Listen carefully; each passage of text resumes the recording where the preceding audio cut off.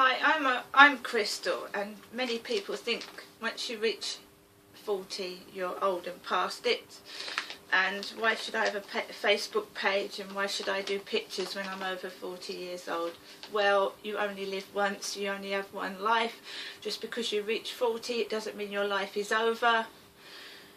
Some people are immature, and when they grow up and when they get to my age they will realise your life doesn't stop just because you reach 40 years old. Why should I take Facebook off? Why should I not enjoy myself because I'm over 40? And I will be nearly 50 soon, in a few years' time, hopefully. Anyway, I picked up this copy of Mature Times from Chatham Library, and it's a very good read.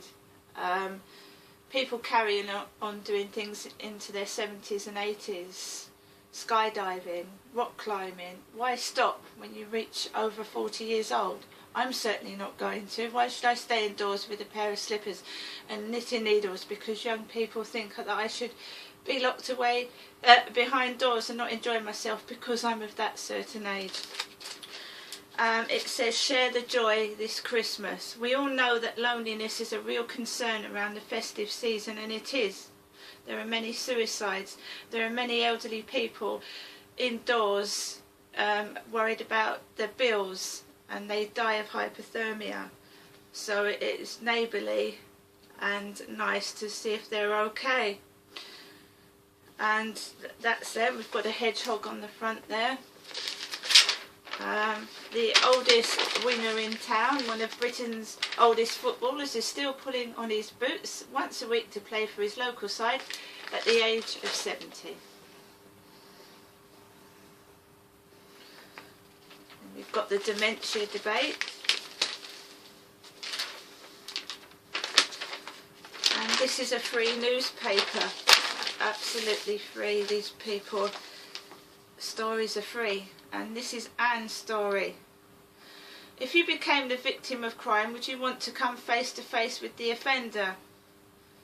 That is the question being posed by the Ministry of Justice as part of International Restorative Justice Week. What would you do?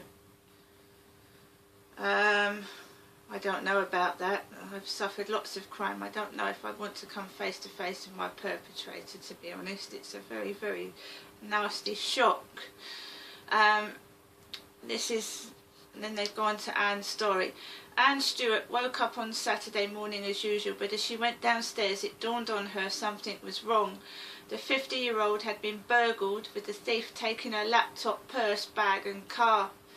The Fiat 500 taken from Anne's allocated disabled bay outside her house was found burnt out within an hour, and by the end of the day a 14-year-old had been arrested in connection with aggravated burglary and arson.